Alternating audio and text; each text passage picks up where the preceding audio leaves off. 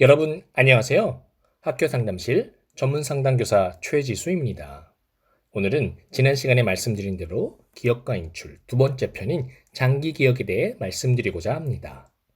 우리는 어떻게 하면 배운 내용을 좀 더 오랫동안 기억하고 머릿속에 저장한 것을 잘 끄집어낼 수 있을까요?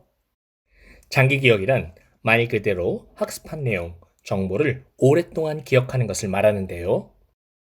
배운 내용을 장기 기억화하기 위해 활용할 수 있는 방법들에는 어떤 것이 있을까요? 첫째, 기억할 내용을 다시 떠올리기 쉬운 단서를 사용하는 것입니다.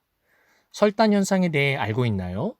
기억이 날 듯 말 듯 입안에서 맴돌 때가 있잖아요. 즉, 알고 있는 것을 일시적으로 기억하지 못하거나 기억은 하지만 꺼내어내지 못하는 현상인데요. 저장된 정보로의 접근을 도와주는 단서, 즉 인출 단서가 있으면 좀 더 쉽게 내용을 떠올려 꺼내는 것이 가능합니다.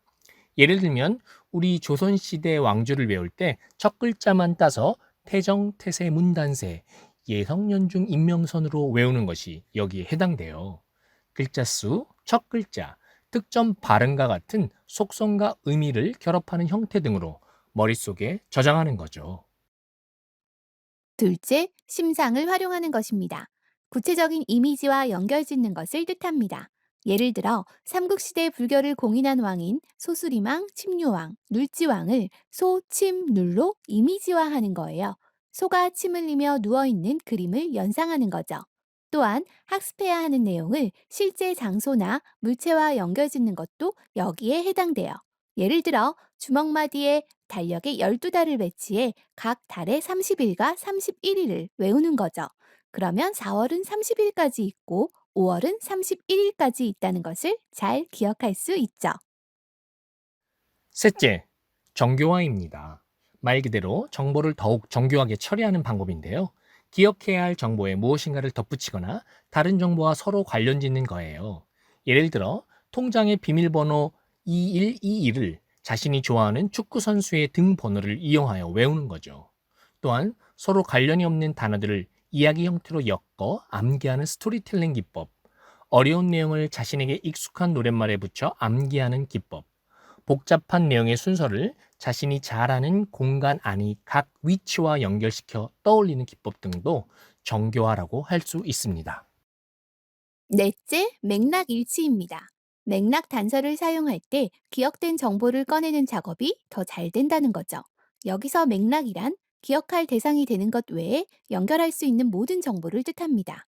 이와 관련된 실험이 있습니다. 수중 다이버에게 40개의 단어를 해변가와 20피트 수중에서 각각 학습하게 한 후 기억을 해보도록 했습니다. 결과는 어떨까요? 20피트 수중에서 학습했을 때가 기억이 50%나 더 우수했다고 합니다. 그러니 시험을 앞두고 시험 볼 때와 가장 비슷한 장소에서 연습을 해보면 도움이 되겠죠? 즉, 암기한 장소와 시험 보는 장소가 동일할 때 맥락이 일치하므로 기억이 더 잘 유지된다는 거죠. 그래서 마라톤 선수들이 대회가 있는 지역에 미리 가서 훈련을 하는 거죠. 또한 발표를 앞두고 발표할 때와 같은 복장으로 발표 장소에서 연습한다면 발표를 더욱 효과적으로 할 수 있는 것 또한 맥락이 일치하기 때문입니다. 다섯째, 체제화입니다. 체제화의 예를 들면 다음과 같아요. 한국사의 신라에 대해 공부한다고 가정할 때 신라의 건국 과정에 대해 먼저 공부하고 그 다음 순서로 신라의 건국 과정과 연결되는 역사적 사실들을 공부하는 것이 효율적이라는 것입니다. 한 가지 실험의 예를 더 들면서 자세히 설명해 볼게요. EBS 방송의 다큐 프라임에서 기억력에 대한 흥미로운 실험을 소개했어요. 한국과 미국의 명문대에 입학한 8명의 신입생과 경기도의 한 중학교 2학년 40명을 대상으로 2초에 한 장씩 100장의 그림카드를 보여주고 다시 기억해내는 실험 내용을 방영한 적이 있습니다. 이때 중학생 집단은 1차, 2차로 나누어 테스트를 했는데 1차 테스트에서는 빈 답안지를 주고 답을 쓰게 했어요. 반면 2차 테스트에서는 100개 카드가 곤충, 과일, 음식 등 10개 항목으로 나누어진다는 사실을 학생들에게 알려주고 각 항목이 적힌 답안지의 답을 작성하게 했지요. 실험에 참가한 학생들은 1차 테스트에서 평균 23.92개를 기억했던 것에 반해 2차 테스트에서는 이보다 2배 정도인 40.62개를 기억한 것으로 나타났어요. 무려 2배 정도 차이가 발생한 것이죠. 명문대 신입생의 8명의 경우 빈 답안지를 나눠주고 답을 작성하게 하였는데 이들은 평균 46.25개를 기억해냈어요. 여기서 주목할 점은 이 학생들 모두 100장 카드를 암기할 때 빈 답안지에 자신만의 항목으로 구조화하여 답을 작성한 것으로 나타났습니다. 즉, 명문대 신입생들은 알려주지 않아도 스스로 각 내용을 체제화해 기억해야 하는 방법을 알고 있었던 것이죠.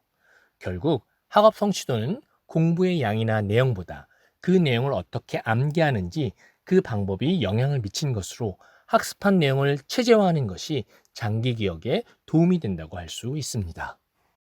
여섯째, 시연입니다. 시연은 영어로 리허설이라고 하죠. 공연의 막을 올리기 전에 리허설을 하잖아요.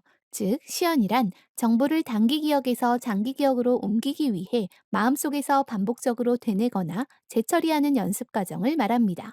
정보를 되뇌는 방법에는 유지 시연과 정교한 시연 두 가지가 있습니다. 유지 시연이란 보통 단기 기억을 위해 정보를 마음속에서 단순 반복하는 것을 말합니다. 상대방 전화번호를 듣고 종이에 옮겨 적을 때까지 번호를 잊어버리지 않으려고 마음속에서 반복해서 되뇌이는 것이 대표적인 예입니다. 한편 정교한 시연이란 새로운 정보를 사전 지식에 연결시키는 과정이 포함되고 의미가 결부된 깊이 있는 연습 활동을 말합니다. 예를 들어 anniversary라는 단어를 아니 벌써 기념일이 되었나처럼 기억함으로써 발음을 통해 그 단어의 의미를 쉽게 떠올릴 수 있습니다. 이때 anniversary는 새로운 정보이고 아니 벌써 기념일이 되었나는 이전 정보인 셈이죠. 정교한 시연의 핵심은 새로운 정보를 기존에 알고 있는 정보와 연결함으로써 정보를 기억하는 것입니다.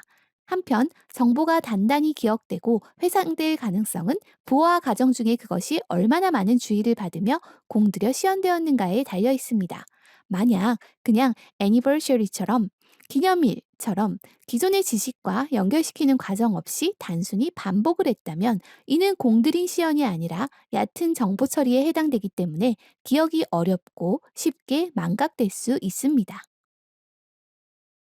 일곱째, 자문자답, 즉 자신이 학습한 내용을 스스로 질문하고 답하는 것을 말합니다. 예를 들어 일반적으로 책을 읽거나 들은 후 그 내용을 기억에만 의존해서 말하는 경우 전체 내용 중에서 4분의 1만 떠올린다고 합니다. 그런데 책 내용에 관한 여러 질문을 던지고 답하는 사람은 내용을 잘 기억하는 것을 넘어 글자로 표현된 겉 내용보다 더 많은 것을 기억할 수 있다고 해요. 쓰여진 내용보다 많은 것을 기억했다는 말은 책에 글자로 인쇄된 내용만 기억하는 것을 넘어 직접 드러나지 않은 행간의 의미까지도 이해하고 기억하는 효과를 얻었다는 뜻이에요. 여러분, 오늘은 기억과 인출 중 장기 기억에 관해 다루어 보았습니다. 설명한 내용이 여러분들의 학습과 시험 준비에 도움이 되기를 바랍니다. 여러분이 공부하려 하는 내용들이 장기 기억 저장소에 무사히 저장되어 언제든 필요할 때 꺼내어 쓸 수 있었으면 좋겠습니다. 반복되는 시험 준비로 많이 지쳐있을 여러분을 진심으로 응원합니다. 끝까지 아자! 아자! 화이팅!